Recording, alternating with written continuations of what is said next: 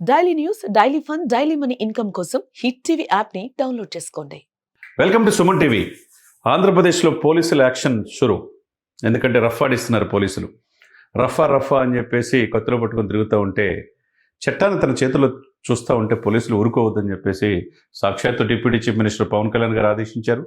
ఆ తర్వాత chief minister గారు చంద్రబాబు నాయుడు గారు కూడా పోలీసులకు ఫుల్ పవర్స్ ఇచ్చేశారు. ఇక లోకేష్ గారు కూడా ట్వీట్ చేశారు. ఇవన్నిటి కారణం ఏంటి? గత 3 రోజుల నుంచి పవన్ కళ్యాణ్ గారు మాట్లాడే మాట, చట్టాన్ని మీ చేతిలో తీసుకుంటే చూస్తా ఊరుకోవటానికి మీరు అధికారంలో ఉన్నప్పుడే నన్ను ఏం చేయలేకపోయారు. ఇప్పుడు మేము అధికారంలో ఉన్నాం కాబట్టి చట్టం మీ చేతిలో చుట్టం కాదు.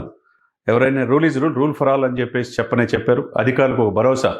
పోలీసులకి భయం అనేది, అధికారుల్ని పోలీసుల్ని అందరినీ భయపెడితే ఇంకా మేమెందుకు అని చెప్పన్నారు. తొక్కి నారదీస్తా అని చెప్పన్నారు. మోకాళ్ళ మీద కూర్చోబెడుతున్నాడు. సరే, ఆయన చెప్పిన వెంటనే యాక్షన్ షురు అయినాయి.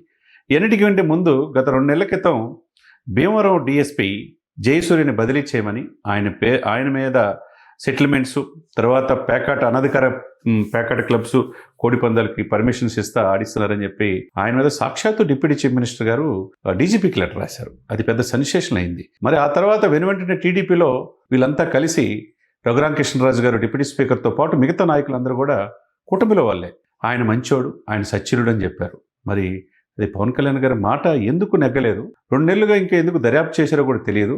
అకస్మాత్తుగా ఈరోజు ఆయన బదిలీ చేశారు. మంగళగిరి పోలీస్ బెటాలియన్కి, దానికి డీజీపీ ఆఫీస్కి అటాచ్ చేశారనమాట. అంటే పవన్ కళ్యాణ్ గారు చెప్పింది జరగాల్సిందే. పవన్ కళ్యాణ్ గారి రూలింగ్ పాలన స్టార్ట్ అయింది. లా అండ్ ఆర్డర్ క్రమశిక్షణ ఉంటుందని దీన్ని బట్టి అర్థం చేసుకోవచ్చు.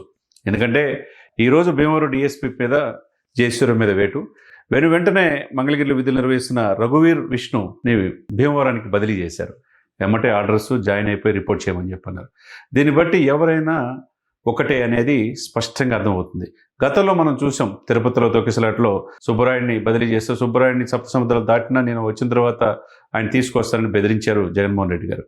మళ్ళీ అదే అక్కడి నుంచి బదిలీ చేసి రెడ్ శాండిల్కి వేసిన ప్రభుత్వం మనం వెంటనే మళ్ళీ అదే తిరుపతికి ఎస్పీగా ఆయన అపాయింట్ చేశారు. అంటే లా అండ్ ఆర్డర్ విషయంలో ఎక్కడ రాజీ పట్ల సమర్థవంతమైన వాళ్ళకి ఫుల్ పవర్స్ ఇస్తా ఉన్నారు. ఇకపోతే రౌడీ షీటర్లకు ఒక హెచ్చరిక.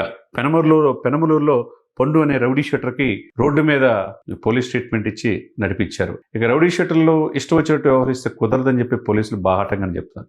ఇకపోతే అనంతపురంలో వైసీపీకి చెందిన కార్యకర్తలు కొంతమంది వీరంగం చేసి కత్తులతో రఫా అని ఫ్లెక్సీలు పెడితే వాళ్ళు కూడా పోలీసులు అయిన ట్రీట్మెంట్ ఇచ్చారు. తర్వాత గర్భిణీ స్త్రీ పైన దారుణంగా కాలుతో దాడి చేసిన వ్యక్తిని కూడా, అజయ్ అనే వ్యక్తిని కూడా పోలీసులు అరెస్ట్ చేసి తీసుకెళ్లారు. ఇవన్నీ చూస్తూ ఉంటే ఆంధ్రప్రదేశ్లో పరిపాలన, లా అండ్ ఆర్డర్ చాలా పర్ఫెక్ట్గా ఉందనేది అర్థమవుతుంది. ఏదేమైనా కానీ చట్టం తమ చేతుల్లో తీసుకోకూడదు. పోలీసులు ఉన్న దేనికి? శాంతి భద్రతలు కాపాడటానికి. పరిశ్రమలు, పెట్టుబడిదారులు ఎందుకు వస్తారు? లా అండ్ ఆర్డర్ బాగుంటే నా రాష్ట్రంలో పెట్టుబడులు పెడతానికి వస్తారు. మరి ఇష్టం వచ్చినట్టు మాజీ ముఖ్యమంత్రి జగన్మోహన్ రెడ్డి గారేమో మేము అధికారులు వచ్చి 2 నెలల్లో లోపలేస్తాం, ఎవరు పాల్గొనడానికి వీల్లేదు, పీపీపీని ఎవరైతే పాల్గొన్నారో పెట్టుబడిదారులని కేసు పెడతామని చెప్పి బాహాటంగానే బెదిరిస్తున్నారు. పోలీసులు బెదిరిస్తూ ఉన్నారు. మరి వాళ్ళకి ఒక ధైర్యం ఉండాలి కదా.